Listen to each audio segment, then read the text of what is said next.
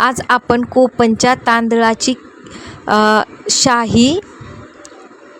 शाही आलू बिर्याणी बनवणार आहोत। तर कोकणचे जे तांदूळ असतात, त्याच्यानंतर अंगणवाडीमध्ये भेटतात, स्कूलमध्ये भेटतात, जे मोठे मोठे तांदूळ असतात, त्या तांदळाची शाही आलू बिर्याणी बनवणार आहोत।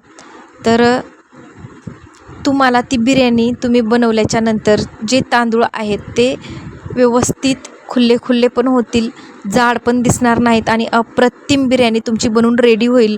तर चला सुरुवात करूयात। सुरुवातीला हे बघा, एवढं साहित्य घेतलेलं आहे मी।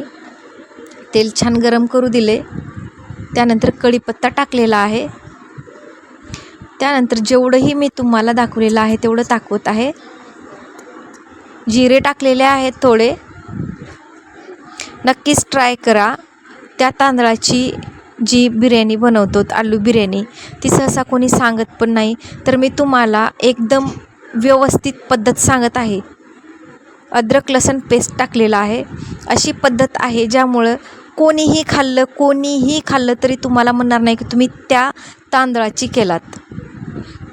त्यानंतर 2 मोठे मोठे कांदे असे उभे कट करून घेतलेले आहेत, जसे की बिर्याणीला करतात ते टाकलेले आहेत।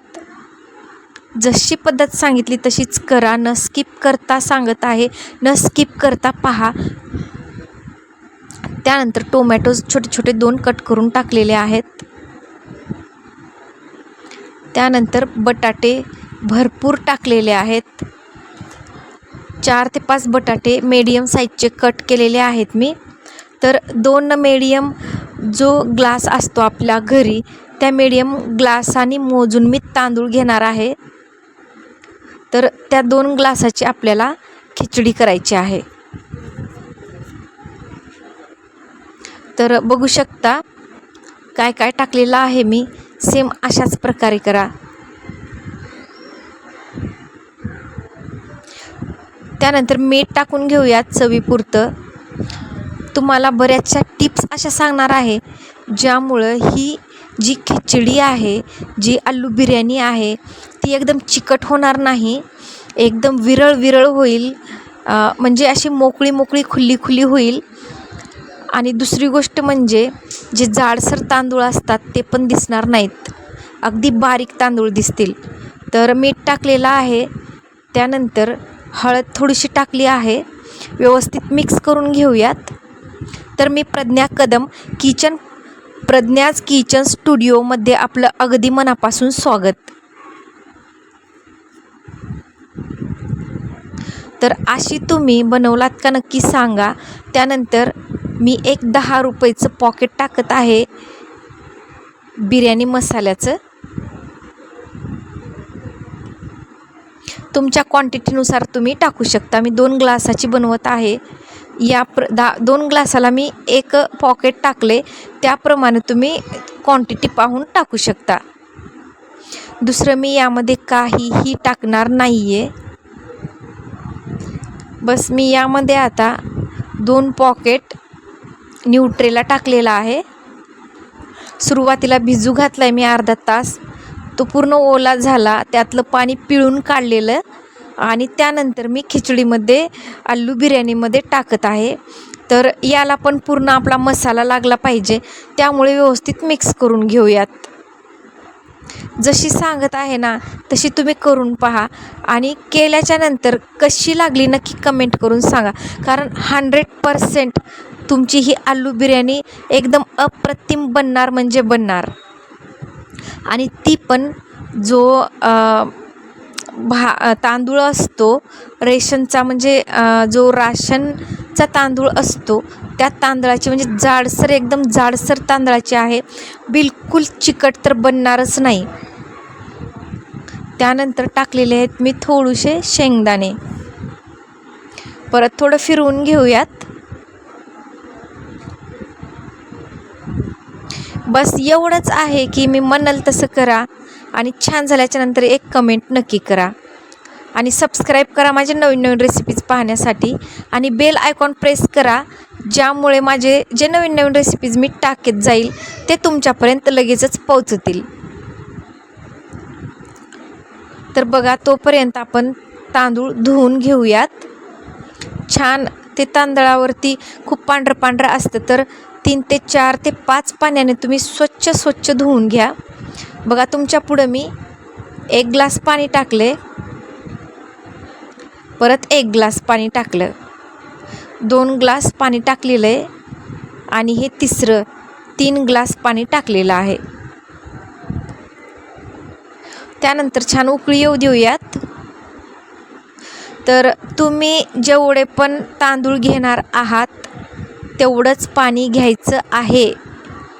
या ग्लासांनी मी पाणी टाकले, तर या ग्लासांनीच मी धुतलेले तांदूळ आहेत, पण परत तुम्हाला दाखवण्यासाठी त्या ग्लासामध्ये भरून मी टाकत आहे. हे बघा धुतलेले तांदूळ आहेत, बघू शकता जवळून. जाडसर तांदूळ आहेत हे, जे की राशनच्या दुकानावर भेटतात. जे राशनचं कार्ड असतं त्यांना भेटतात, अंगणवाडीमध्ये भेटतात, स्कूलमध्ये सुद्धा भेटतात. 1 ग्लास टाकलेला आहे तांदूळ.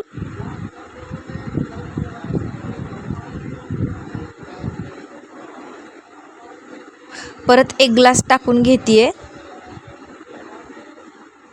हे बघा 2 ग्लास तांदूळ झालेला आहे. परत वरती मी थोडासा तांदूळ टाकलेला आहे, जवळपास अर्धा ग्लास, आणि ही अर्धी ग्लास मसुरीची डाळ. तर असे टोटल माझे 3 ग्लास झालेले आहेत. मसुरीची डाळ पण त्यामध्येच काउंट केलेली आहे. 2.5 ग्लास तांदूळ आणि अर्धा ग्लास ही डाळ, म्हणजे 3 ग्लास झालेलं आहे आणि 3 ग्लास पाणी टाकलेले आहेत. तर परत एकदा ऐका, जेवढंही तुम्ही तांदूळ टाकसाल आणि डाळ टाकसाल तेवढंच तुम्हाला पाणी टाकायचं आहे. एकही थेंब वरती पाणी टाकू नका, नाहीतर भात चिकट होतो. तुमची जी आलू बिर्याणी आहे ती एकदम चिकट होते, अगदी बेसनसारखी होते, एकदम गच्च चिकट. तर परत एकदा सांगते, जेवढे तुम्ही तांदूळ घेतलात आणि डाळ आणि तांदूळ कंबाईन करून जेवढेही घेतलात, जर तुम्ही